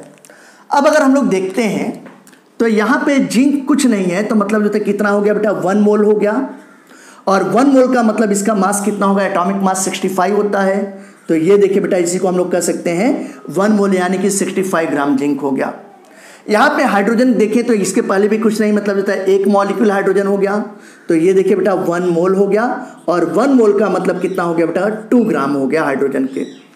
तो 2 ग्राम हाइड्रोजन के बनने के लिए 65 ग्राम जिंक की जरूरत पड़ रही है। ध्यान से देखिएगा, देखिए 2 ग्राम के टर्म में लेंगे, 2 gram of H2 gas required या प्रोड्यूस फ्रॉम, ये भी कह सकते हैं कितने बेटा, 65 ग्राम ऑफ जिंक। तो ऐसी कंडीशन में अगर 1 ग्राम ऑफ हाइड्रोजन गैस के बनने की बात होगी तो कितना मास होता चाहिए जिंक का, 65 डिवाइडेड बाई 2 कर देंगे, इतने ग्राम ऑफ जिंक चाहिए। अब क्वेश्चन में कहा गया है कि 100 ग्राम हाइड्रोजन गैस के बनने के लिए, देखिए 100 ग्राम हाइड्रोजन गैस के बनने के लिए, तो अगर हम लोग को 100 ग्राम ऑफ हाइड्रोजन गैस बनाना है तो कितना चाहिए बेटा, 100 इंटू 65 डिवाइडेड बाई 2 करेंगे तो 2 से डिवाइड कर देंगे 100 में, तो ये कितना होगा 50। अब अगर इसमें हम लोग मल्टीप्लाई कर दें तो कितना हो जाएगा, 5 × 25, 5 × 30, 2 32 हो गया, और एक जीरो, यानी कि 3250 ग्राम ऑफ जिंक, इतने की जरूरत पड़ेगी बेटा। अब हमको क्या करना पड़ेगा कि 3250 ग्राम जिंक का मार्केट प्राइस निकालना पड़ेगा, और जब मार्केट प्राइस निकल जाएगा तो यही उसका आंसर होगा। और मार्केट प्राइस निकालने का तरीका वैसे ही है जैसा कि हमने एल्युमिनियम में बताया था। इस क्वेश्चन को एक बार फिर से समझे बेटा। जब हम लोगों ने बैलेंस केमिकल इक्वेशन बनाया तो समझ में आ रहा था कि 2 ग्राम हाइड्रोजन के लिए 65 ग्राम जिंक की जरूरत पड़ रही है। तो ऐसी कंडीशन में 100 ग्राम के लिए कितना चाहिए, तो पहले 1 ग्राम में निकालेंगे तो 65/2, तो 100 ग्राम में कितना हो जाएगा बेटा, 100 इंटू 65/2। जब सॉल्व कर रहे हैं तो 3250 ग्राम जिंक के आ रहे हैं। ये मैंने आपको सॉल्व करके दिखाया है, आपको समझ में आ रहा होगा, ठीक है ना। अब 3250 ग्राम जिंक का मार्केट प्राइस निकालेंगे, क्या होगा। अब आइए इसका मार्केट प्राइस फाइंड आउट करते हैं बेटा कि किस तरीके से इसका मार्केट प्राइस निकलेगा, इसकी कीमत क्या होगी 100 ग्राम हाइड्रोजन गैस को बनाने के लिए। अब ये देखिए, हम लोग देख रहे हैं कि जिंक के 1 किलोग्राम का मार्केट प्राइस होता है कितना बेटा, 16 रुपए है। तो ये समझ में आ रहा है कि 1 kg का मतलब क्या हुआ, चूंकि मास को हमेशा ग्राम में लेते हैं, 1 kg का मतलब 100 ग्राम ऑफ जिंक, इसका मार्केट प्राइस कितना है बेटा, 16 रुपीज है, 16 रुपए दिया गया है। तो हम लोग 1 ग्राम का जो था निकालेंगे, 1 ग्राम ऑफ जिंक, इसका मार्केट प्राइस जो था कितना होगा, 16 डिवाइडेड बाई 1000 कर देंगे, ये देखिए 1000 हो जाएगा। तो अगर हम लोग 3250, ये देखिए 3250 ग्राम, 3250 ग्राम ऑफ जिंक, अगर इसका मार्केट प्राइस निकालेंगे तो कैसे आ जाएगा, 16 इंटू 3250 डिवाइडेड बाई 1000। अब ये कैंसिल बेटा, ये भी कैंसिल। अब 100 में अगर हम लोग देखें तो 325 में जो है 100 से डिवाइड कर दें तो कितना हो जाएगा, 3.25। तो जब 3.25 हो जाएगा, देखिएगा ये यहाँ पे हम चल रहे हैं, तो जब इसको कर रहे हैं तो ये कितना हो गया बेटा, 3.25 आ गया।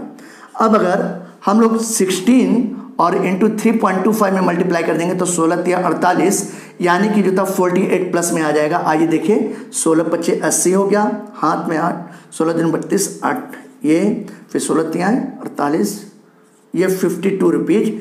ये देखिए बेटा, ये 52 रुपीज आ गया बेटा, 52 रुपये कॉस्ट आ गया, 52 रुपीज आ गया।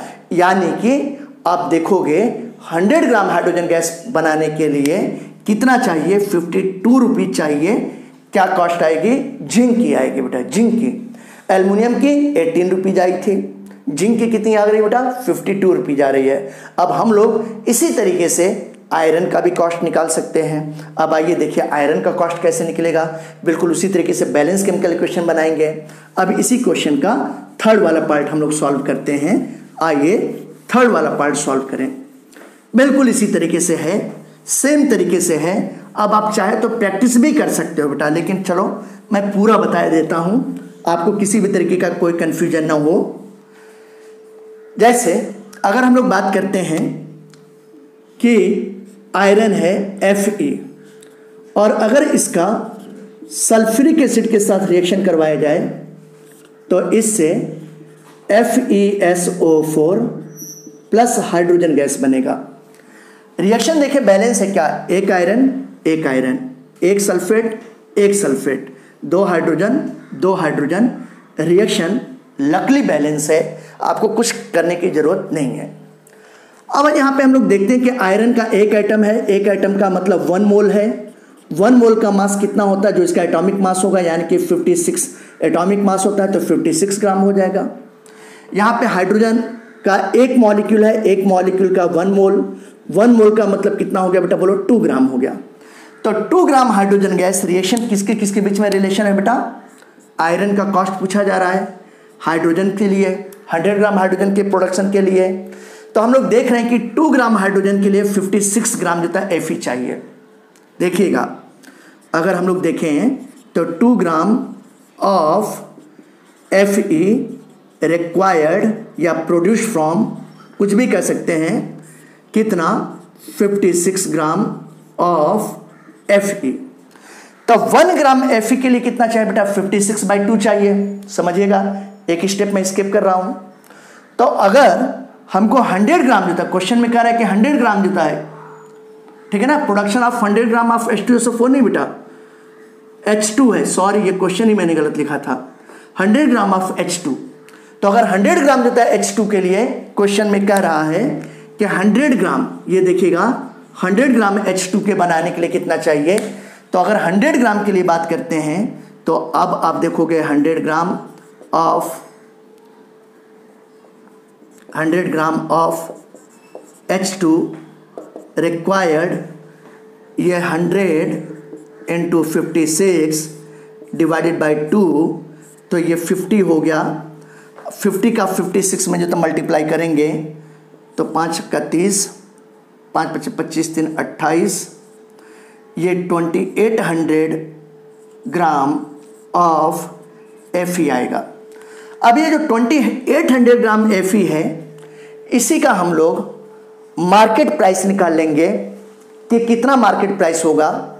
वही आ जाएगा 100 ग्राम हाइड्रोजन के प्रोडक्शन के लिए कॉस्ट आ जाएगा बेटा। अब ये देखिए हम लोग कैसे इस बात को निकालेंगे। याद रखिएगा कि यहाँ पे 2800 ग्राम आयरन की जरूरत पड़ रही है। देखिए कितने इजी वे में आ जाएगा, ये बात आप ध्यान दीजिएगा, बहुत ही इजी वे में आ जाएगा। अभी आप देख रहे हो कि आयरन के पर केजी का कॉस्ट कितना है बेटा, 3 रुपये है। पर केजी का मतलब 1000 ग्राम। तो ये देखिए 1000 ग्राम यानी कि जो क्या हो गया 1 kg ऑफ Fe, इसका मार्केट प्राइस कितना है बेटा, 3 रुपये आ रहा है, 3 रुपीज। तो अगर 1 ग्राम का निकालेंगे तो क्या होगा, 3 डिवाइडेड बाई 1000। तो 2800 ग्राम का अगर कॉस्ट निकालना है तो 2800 ग्राम Fe का कॉस्ट क्या आ जाएगा, 2800 इंटू 3 डिवाइडेड बाई 1000, ये हो गया 20 कैंसिल हो गया। 2.8 10 से डिवाइड करेंगे इंटू 3 करेंगे तो 3 8 24, यानी कि 8 रुपये 40 पैसे ये कॉस्ट आएगा। ये आ गया 100 ग्राम हाइड्रोजन गैस के प्रोडक्शन के लिए जो आयरन की कॉस्ट आएगी बेटा 8 रुपीज़ 40 पैसे आएगी। अब अगर इसी क्वेश्चन में पूछा जाता कि सबसे महंगा कौन सा है, सबसे सस्ता कौन सा है, तो आंसर हमारा क्या आता कि जो चीपेस्ट मेटल है वो आयरन है Fe, जिसका कॉस्ट कितना आया है 8.50 रुपीज़ आया है, ये चीपेस्ट। और सबसे ज़्यादा जो था कॉस्टली कौन आएगा, सबसे ज़्यादा कॉस्टली जिंक है, और इस जिंक का कॉस्ट कितना आया था बेटा, बोलो 52 रुपीज़ आया था। ये आपका आंसर आएगा। तो ये आपने देखा कि इस क्वेश्चन को हम लोगों ने कितने इजी तरीके से फाइंड आउट कर लिया, ये भी आपको समझ में आ गया होगा। इसके बाद मैं स्टोइकोमेट्री का एक क्वेश्चन आपको और बताने जा रहा हूँ बेटा, ध्यान दीजिएगा। एक और क्वेश्चन करेंगे, ठीक है ना, वो भी क्वेश्चन थोड़ा सा इससे डिफरेंट है। तो आइए एक और क्वेश्चन करते हैं, क्वेश्चन नंबर 4। अब स्टूडेंट्स मैं आपको स्टोइकोमेट्री टॉपिक के ऊपर क्वेश्चन नंबर 4 करवाने जा रहा हूं। इस क्वेश्चन को अगर हम लोग पढ़ते हैं तो इसमें लिखा है कि 2 gram of an impure sample, और किसका इम्प्योर सैंपल है, सोडियम सल्फेट का, dissolve in water was treated with the excess of barium chloride solution when 1.74 gram of barium sulfate were obtained as dry precipitate. Calculate the percentage purity of sample. Question का कहने का मतलब क्या है कि sodium sulphate है, उसका impure sample है। इम्प्योर सैंपल का मतलब उसके साथ कुछ ना कुछ होता है, इम्प्योरिटी प्रेजेंट है। इम्प्योरिटी को लेकर सोडियम सल्फेट का टोटल मास कितना है बेटा, 2 ग्राम, यानी कि प्योरिटी प्लस इम्प्योरिटी दोनों को मिला के टोटल मास 2 ग्राम है। फिर उस सोडियम सल्फेट को बेरियम क्लोराइड के साथ रिएक्ट करवाया जाता है। जब बेरियम क्लोराइड के साथ रिएक्ट करवाते हैं तो ऐसी कंडीशन में बेरियम सल्फेट का प्रेसिपिटेट बनता है, और उस बेरियम सल्फेट के प्रेसिपिटेट का मास 1.74 ग्राम है। तो कहा गया है कि जो सोडियम सल्फेट का सैंपल है उसका परसेंटेज प्योरिटी आप कैलकुलेट कीजिए। परसेंटेज प्योरिटी किसका, सोडियम सल्फेट का। अब देखिए सबसे पहले जो था इस क्वेश्चन को हम लोग सॉल्व करने के लिए उन्हीं मेथड का यूज करेंगे स्टेप वाइज। सबसे पहले आपको balance chemical equation with correct molecular formula of substance लिखना है। तो अगर हम लोग Na2SO4 है, ये सोडियम सल्फेट है, और सोडियम सल्फेट का अगर बेरियम क्लोराइड के साथ रिएक्शन करवाते हैं तो ऐसे कंडीशन में बेरियम सल्फेट बनेगा और प्लस सोडियम क्लोराइड बनेगा। ये Cl2 सोडियम के साथ रिएक्ट करके 2NaCl का फॉर्मेशन करेगा। ये इक्वेशन बैलेंस है, 2 sodium 2 sodium, 1 sulphate 1 sulphate, 1 barium atom 1 barium atom. यहाँ पे देखिए 2 क्लोरीन, यहाँ पर भी 2 क्लोरीन है, यानी कि क्वेश्चन ऑलरेडी इक्वेशन बैलेंस है। अब अगर इसमें हम लोग देखते हैं तो देखेंगे कि किस किस सब्सटेंस के बीच में रिलेशन है। अब आप देखो, परसेंटेज प्योरिटी कैलकुलेट करने के लिए कहा गया है सोडियम सल्फेट का, और जो इम्प्योर सोडियम सल्फेट है उसका टोटल मास दिया गया है 2.0 ग्राम दिया गया है। Na2SO4 के इम्प्योर सैंपल का टोटल मास दिया गया है। अब इस क्वेश्चन में बेरियम सल्फेट का प्रेसिपिटेट बनता है, और बेरियम सल्फेट का प्रेसिपिटेट कितना बनता है, इसका मास क्वेश्चन बनाने वाला दिया है 1.74 ग्राम दिया गया है। ऐसे तो यहाँ पे रिलेशन सोडियम सल्फेट और बेरियम सल्फेट के बीच में है।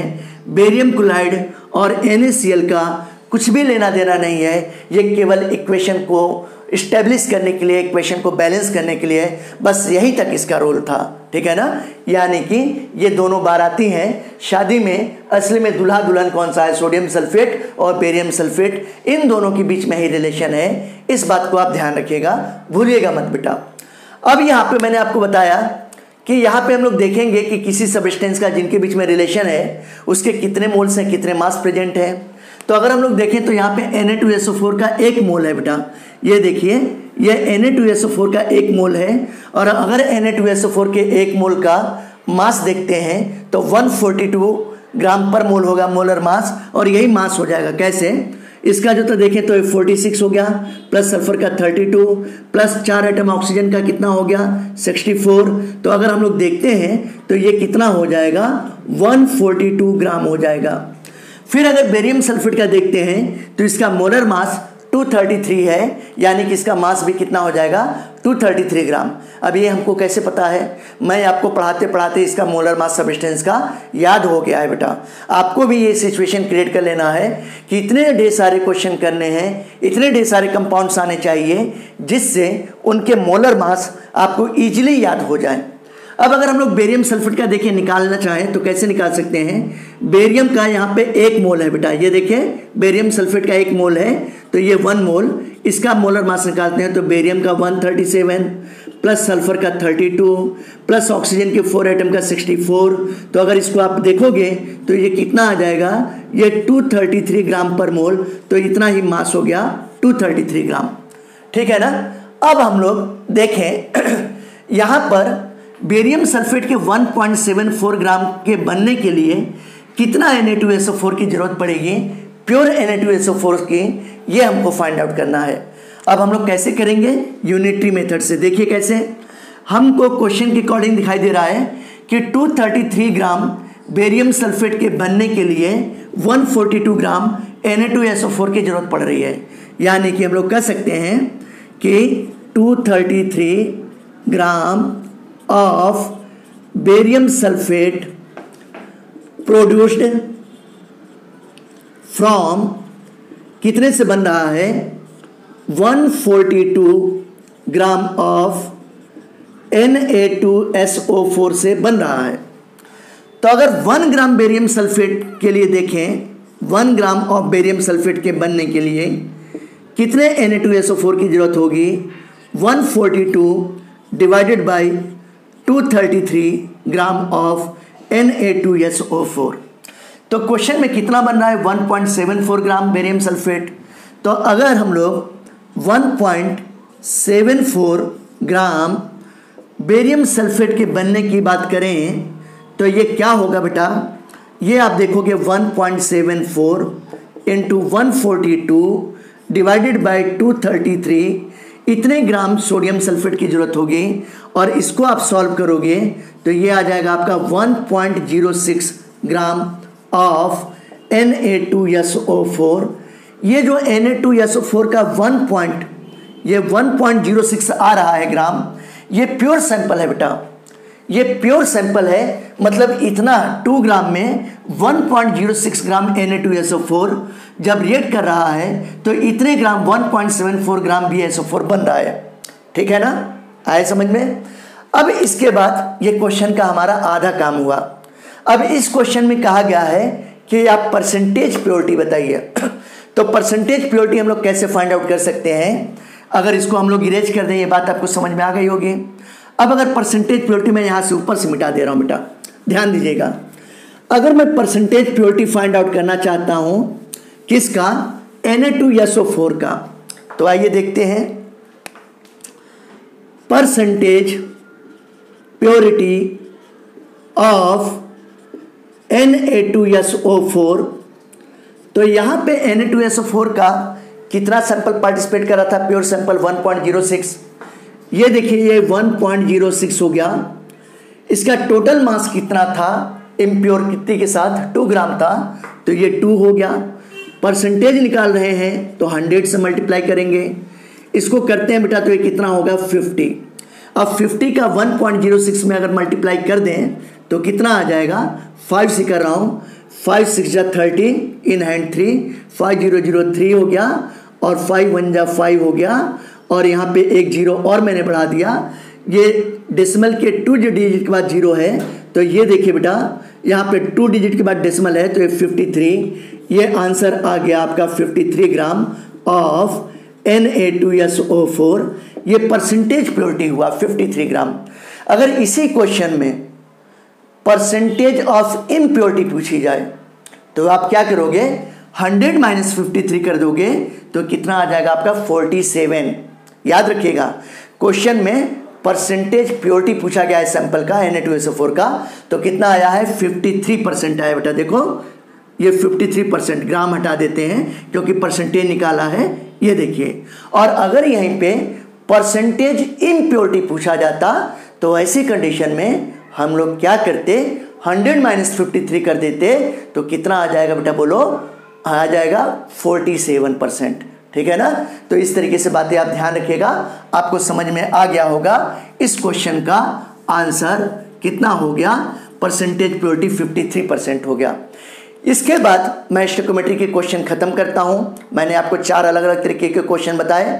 आप जितना प्रैक्टिस करोगे उतना ही आपको अंदर परफेक्शन आएगा, आप उतने ही स्मूथली क्वेश्चन को कर सकते हो, जल्दी कर सकते हो, आपका स्पीड बढ़ सकता है। ये सारी बातें आप ध्यान रखिएगा। तो ये मैंने तरीका आपको नीट और एकेडमिक यानी कि 11th क्लास के लिए भी, दोनों के लिए मेथड बताया। अब मैं आपको बताने जा रहा हूं लिमिटिंग रिएक्टेंट के ऊपर। किसके ऊपर बताने जा रहा हूं बेटा, लिमिटिंग रिएक्टेंट के ऊपर बताने जा रहा हूं। तो लिमिटिंग रिएक्टेंट के ऊपर अब हम लोग देखते हैं। नाउ स्टूडेंट्स, मैं आपको लिमिटिंग रिएक्टेंट या लिमिटिंग रिएजेंट के ऊपर न्यूमेरिकल्स करवाने जा रहा हूं। बेटा मैंने इसका थ्योरी कॉन्सेप्ट आपको अपने प्रीवियस वीडियो लेक्चर में बताया हुआ है।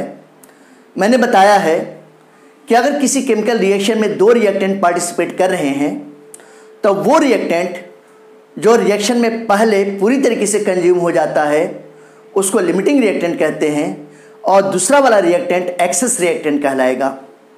तो अगर 2 रिएक्टेंट में अगर कोई एक रिएक्टेंट एक्सेस है तो दूसरा वाला लिमिटिंग होगा, अगर कोई लिमिटिंग रिएक्टेंट पता चल गया तो एक्सेस रिएक्टेंट दूसरा वाला हो जाएगा। ये बातें आपको पता चल गई। और ये भी मैंने आपको बताया हुआ है कि किसी भी केमिकल रिएक्शन में प्रोडक्ट कितना बनेगा, उसके कितने मास, उसके कितने मोल्स बनेंगे या कितना वॉल्यूम बनेगा, अगर गैस सब्सटेंस है तो ये कौन डिसाइड करता है, लिमिटिंग रिएक्टेंट डिसाइड करता है। ठीक है ना। ये सारी बातें मैंने आपको अपने प्रीवियस वीडियो लेक्चर्स में सब डिस्कस किया है, डिटेल से डिस्कस किया है। अगर आपने नहीं देखा है, नहीं समझा है तो आप प्रीवियस वीडियो लेक्चर को जरूर देखिए, बार बार देखिए, आपको समझ में आ जाएगा। अब ये देखिए, सबसे पहले इसके क्वेश्चन को सॉल्व करने के लिए मैं इस क्वेश्चन को सॉल्व करता हूँ। मेथड वही है जैसा कि स्टोइकियोमेट्री में मैंने बताया था। सबसे पहले हम लोग बैलेंस केमिकल इक्वेशन लिखेंगे with correct molecular formula of substance. जैसे अगर आप देखो तो यहाँ पर 2H2 है, ये ऑक्सीजन के साथ, क्वेश्चन को पहले पढ़ते हैं। क्वेश्चन में कहा गया कि 3 gram of hydrogen react with 30 gram of oxygen to form water. Hydrogen oxygen के साथ रिएक्ट करता है और जब रिएक्ट करता है तो इससे किसका फॉर्मेशन होगा बेटा, वाटर का फॉर्मेशन होगा। यहाँ पर मैं ऐसे भी लिख सकता था कि H2 plus half O2 gives H2O, लेकिन हाफ O2 है, मोल्स हाफ है, तो इसको मैं होल नंबर में कन्वर्ट करने के लिए 2 से मल्टीप्लाई कर दूंगा तो 2H2 और 2/2 जो था 1 हो जाएगा बेटा, और यहाँ पे 2H2 हो जाएगा। ये बैलेंस केमिकल इक्वेशन है। तो सबसे पहले आपको बैलेंस केमिकल इक्वेशन लिखना है। अब अगर इस क्वेश्चन में देखा जाए तो जो क्वेश्चन का डाटा दिया गया है वो क्वेश्चन का डाटा क्या दिया गया है कि 3 ग्राम हाइड्रोजन है, तो ये देखिए 3.0 ग्राम हाइड्रोजन है। ये कितने ऑक्सीजन के साथ रिएक्ट करता है? 30 ग्राम। ये देखिए ये 30 ग्राम है। ये क्वेश्चन में कंडीशन दिया हुआ है, क्वेश्चन बनाने वाले ने अपने से दिया है कि 3 ग्राम हाइड्रोजन है और 30 ग्राम क्या बेटा? ऑक्सीजन है। ठीक है ना। अब हम लोग अगर क्वेश्चन के अकॉर्डिंग देखें तो इसके 2 मोल्स हैं, इसका 1 मोल है और वाटर के 2 मोल्स बन रहे हैं। तो 2 मोल हाइड्रोजन का मास से मास रिलेशन देखेंगे, क्योंकि क्वेश्चन में जो है किसके बारे में है? क्वेश्चन में आप देखो बेटा, यहाँ पे 3 ग्राम मास है बेटा, यहाँ पे 30 ग्राम मास है। ठीक है ना, ये पूछा गया है। और साथ ही साथ अमाउंट ऑफ वाटर, ये भी मास के टर्म में ही पूछा गया है। तो अगर हम लोग क्वेश्चन के अकॉर्डिंग देखते हैं तो 2 मोल हाइड्रोजन, इसका मास कितना हो जाएगा? 4 ग्राम, क्योंकि हाइड्रोजन के एक एटम का 1 होता है, तो यहाँ पे 4 हाइड्रोजन एटम हो गया, तो इसका मास कितना हो जाएगा? 4.0 ग्राम हो गया। ऑक्सीजन का एक मॉलिक्यूल है, ऑक्सीजन के एक एटम का एटॉमिक मास 16, तो 2 का 32 हो गया, तो यही मास हो जाएगा। ये कितना हो जाएगा? 32.0 ग्राम हो गया। यहाँ पे 2 मोल्स वाटर के हैं, वाटर के 1 मोल का मोलर मास 18 होता है, तो 2 मोल का कितना हो जाएगा बेटा? ये 36.0 इतना ग्राम हो जाएगा। तो इस क्वेश्चन को देखने पर, इस डेटा को देखने पर ये समझ में आ रहा है, हम लोग ऐसे कह सकते हैं कि 32 ग्राम ऑक्सीजन 4 ग्राम हाइड्रोजन के साथ रिएक्ट कर रहा है, ऐसे भी कह सकते हैं। या इसी बात को ऐसे भी कह सकते हैं कि 4 ग्राम हाइड्रोजन 32 ग्राम ऑक्सीजन के साथ रिएक्ट कर रहा है, इस तरीके से भी कर सकते हैं। हम लोग किसी भी तरीके से करेंगे तो हमारा रिजल्ट सेम आएगा। जो सब्सटेंस लिमिटिंग रिएक्टेंट होगा वही हमेशा होगा, जो सब्सटेंस एक्सेस रिएक्टेंट होगा इसमें वही सब्सटेंस होगा, चाहे किसी भी तरीके से करें। तो अगर मैं इस क्वेश्चन में ऐसे कह देता हूँ, ध्यान दीजिएगा कि 4 ग्राम हाइड्रोजन के साथ रिएक्ट करने के लिए 32 ग्राम ऑक्सीजन की जरूरत पड़ती है। तो ये देखिए 4.0 gram of H2 react with कितने के साथ रिएक्ट करता है बेटा? बोलो। आप देख रहे हो कि 32.0 ग्राम ऑफ O2 के साथ रिएक्ट कर रहा है। तो ऐसे कंडीशन में 1 ग्राम H2 के लिए कितना चाहिए? आप देखोगे 32/4, 4 नीचे आ जाएगा वहाँ पर। तो अगर हम लोग 1.0 ग्राम ऑफ H2 के लिए देखें तो कितना ऑक्सीजन चाहिए? 32 डिवाइडेड बाई 4, इतने ग्राम O2 चाहिए, यानी कि 4 में जो था 32 से डिवाइड कर देंगे तो 8 आ जाएगा बेटा। अब यहाँ पे क्वेश्चन में 3 ग्राम हाइड्रोजन, तो 3 ग्राम हाइड्रोजन के लिए कितना चाहिए? तो 3.0 ग्राम ऑफ H2 के लिए कितना ऑक्सीजन चाहिए बेटा? यहाँ पे 3 से मल्टीप्लाई कर देंगे तो 3 × 8 ग्राम ऑफ O2। तो ऐसी कंडीशन में 3 × 8 करेंगे तो कितना हो जाएगा? ये 24 ग्राम ऑफ O2 होगा। यानी कि 3 ग्राम हाइड्रोजन के साथ रिएक्ट करने के लिए हमको कितना चाहिए? 24 ग्राम O2 चाहिए। ये देखिए 24 ग्राम O2 चाहिए। ठीक है ना, ये आपको समझ में आ गया होगा। अब ये देखिए बेटा, यहाँ से ये बात समझ में आई कि हमको क्वेश्चन बनाने वाले ने 30 ग्राम ऑक्सीजन दिया था कि आप 30 ग्राम ऑक्सीजन तक यूज कर सकते हैं, लेकिन हमको कितना जो चाहिए? केवल 24 ग्राम चाहिए। तो जब 24 ग्राम चाहिए तो यहीं पर देखिए रिजल्ट आ रहा है। क्या रिजल्ट आ रहा है बेटा? कि क्वेश्चन बनाने वाले ने 30 ग्राम, कितना? 30 ग्राम ऑक्सीजन दिया है और हमको कितना चाहिए? 24 ग्राम ऑक्सीजन चाहिए। तो ऐसी कंडीशन में आप क्या देखोगे? ऑक्सीजन एक्सेस रिएक्टेंट हो गया। तो रिजल्ट क्या हो गया कि ये O2 एक्सेस रिएक्टेंट है। मैं शॉर्ट में ER लिखता हूं, ER का मतलब एक्सेस रिएक्टेंट। तो जब ऑक्सीजन एक्सेस रिएक्टेंट हो गया बेटा, तो हाइड्रोजन कौन होगा? Limiting reactant. तो ऐसी कंडीशन में हाइड्रोजन क्या हो जाएगा? लिमिटिंग रिएक्टेंट हो जाएगा। ये बात आप ध्यान रखिए। मैंने आपको पहले ही बताया कि अगर एक सब्सटेंस एक्सेस रिएक्टेंट है तो दूसरा वाला लिमिटिंग हो जाएगा, या अगर हमको लिमिटिंग रिएक्टेंट पता चल गया तो दूसरा वाला सब्सटेंस एक्सेस रिएक्टेंट होगा। ये आपको हमेशा और हमेशा लिमिटिंग रिएक्टेंट के क्वेश्चन में ये चीज़, ये सिनेरियो आपको दिखाई पड़ेगा। ये बात आप ध्यान रखिएगा, बिल्कुल भूलिएगा मत बेटा। ठीक है ना। तो ये देखिए क्यों ऐसा बोले, क्वेश्चन बनाने वाले ने 30 ग्राम ऑक्सीजन दिया था जबकि हमको जरूरत पड़ रही है 24 ग्राम की। तो देखिए कि कितना जो था बेटा, बोलो ऑक्सीजन एक्सेस हो गया और हाइड्रोजन क्या हो गया? लिमिटिंग रिएक्टेंट हो गया। तो ये आपका पहले वाले क्वेश्चन था, फर्स्ट वाला क्वेश्चन यहाँ पर कि which is excess and limiting reactant, तो इसका आंसर आ गया, फर्स्ट वाले पार्ट का आंसर आ गया। ये आपको समझ में आ गया होगा, कोई दिक्कत नहीं हुई होगी। अब मैं आपको सेकेंड वाला पार्ट कह रहा है कि calculate the amount of the reactant left unreacted. तो कौन सा सब्सटेंस रिएक्शन के बाद बचेगा? जो एक्सेस होगा वही बचेगा, वही रिएक्शन में पार्टिसिपेट नहीं करेगा। तो एक्सेस कौन सा है? ऑक्सीजन।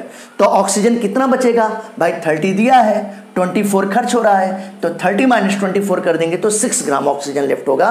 तो देखिए बी वाला आंसर, देखिए कितना इजी है। अगर आपका कॉन्सेप्ट क्लियर है, अगर आपको सारी बातें याद हो गई है, तो कोई भी माई का लाल आपको रोक नहीं सकता है कंपटीशन क्रैक करने से। ये देखिए आप, अगर हम लोग बी वाले क्वेश्चन की बात करते हैं, बी वाले पार्ट की बात करते हैं, तो कह रहा है कि which is the excess, sorry, calculate the amount of reactant left unreacted. तो कौन सा रिएक्टेंट बचेगा? जो एक्सेस में होगा। तो एक्सेस में कौन आया है? ऑक्सीजन।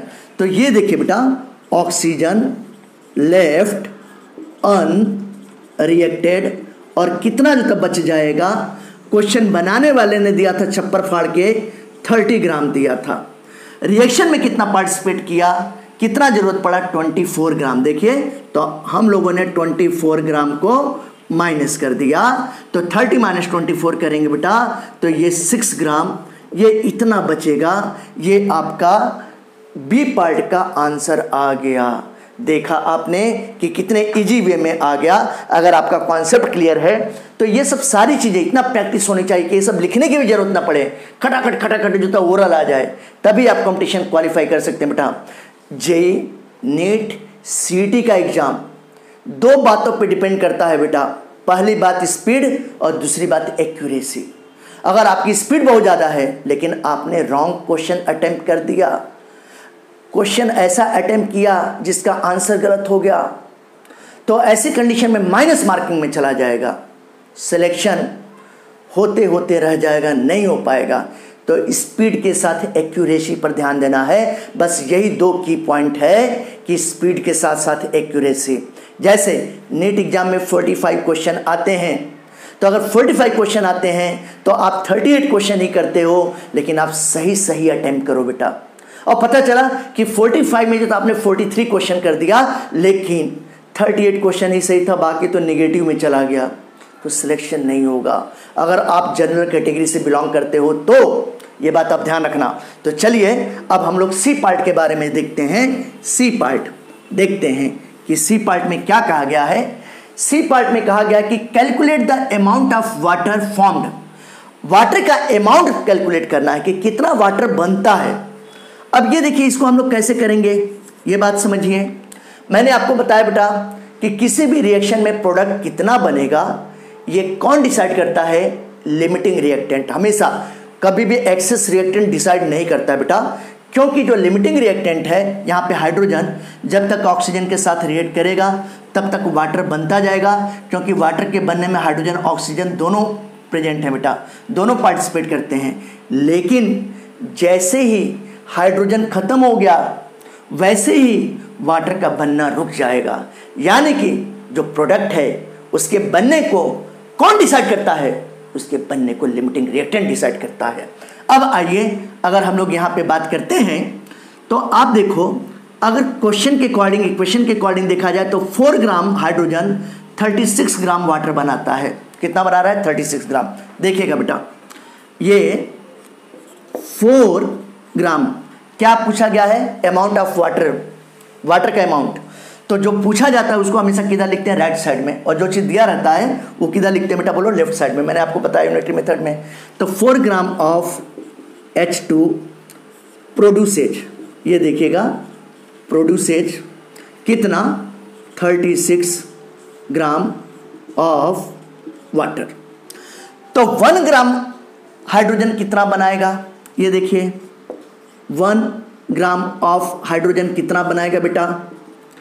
ये 36 डिवाइडेड बाई 4 कर देंगे, इतने ग्राम वाटर बनाएगा। तो 4 में 36 से डिवाइड करेंगे तो 9 आ जाएगा, 4 9 जा 36 आ गया।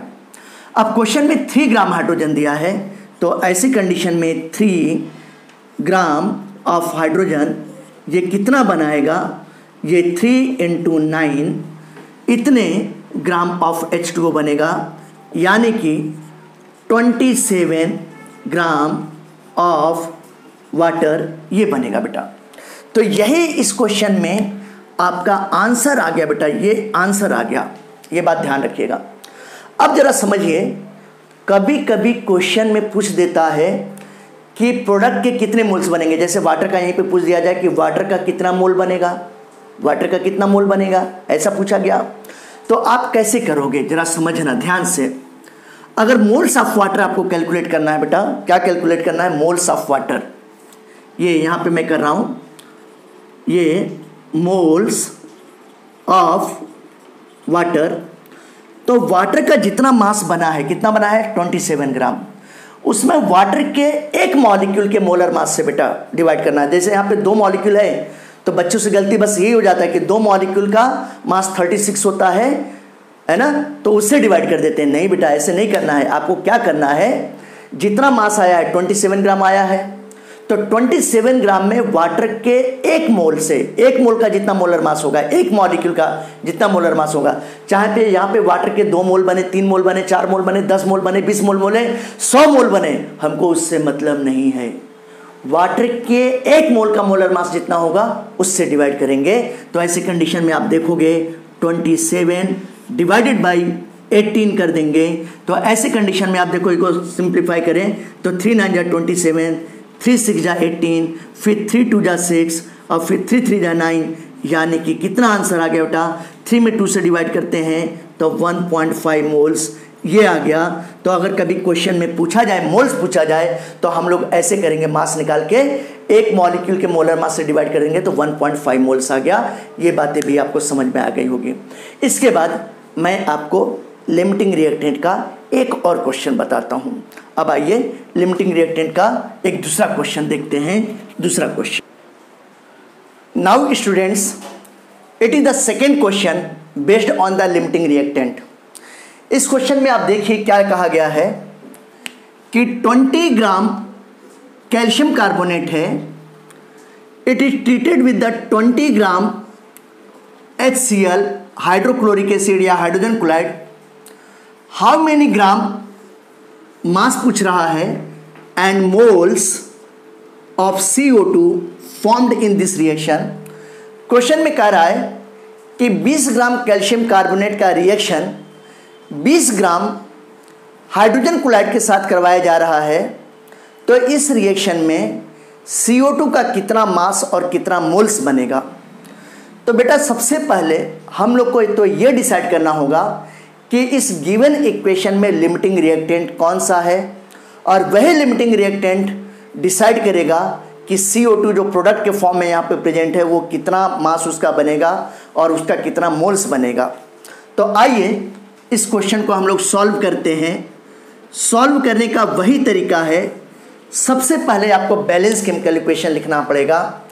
अगर बैलेंस केमिकल इक्वेशन लिखते हैं बेटा, देखिए CaCO3 है, इसका हाइड्रोक्लोरिक एसिड HCl के साथ रिएक्ट करवाते हैं तो ये कैल्शियम क्लोरीन के साथ रिएक्ट करके CaCl2 बनाता है, कैल्शियम क्लोराइड।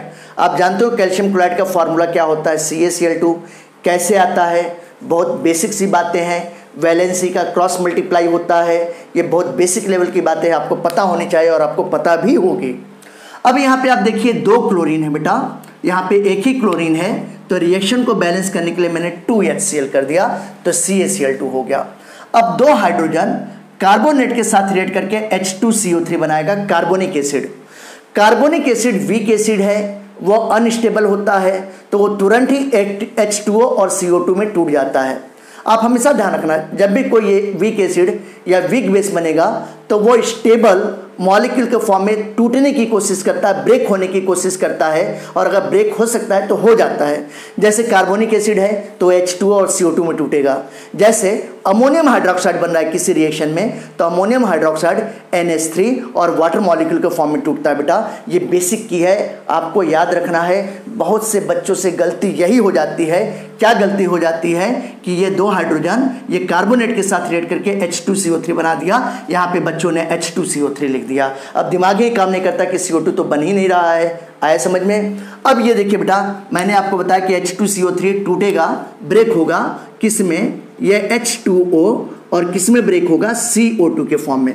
अब आपको देखना है कि रिलेशन, तो रिलेशन देखें बेटा, तो रिलेशन कैल्शियम कार्बोनेट के साथ है, HCl के साथ रिलेशन है, और CO2 मॉलिक्यूल के साथ रिलेशन है। बाकी CaCl2 और वाटर ये दोनों बाराती हैं बेटा, इनका कोई काम नहीं है, ये बस इक्वेशन को बैलेंस करने में हेल्प करता है, बस यही बात आप समझिएगा।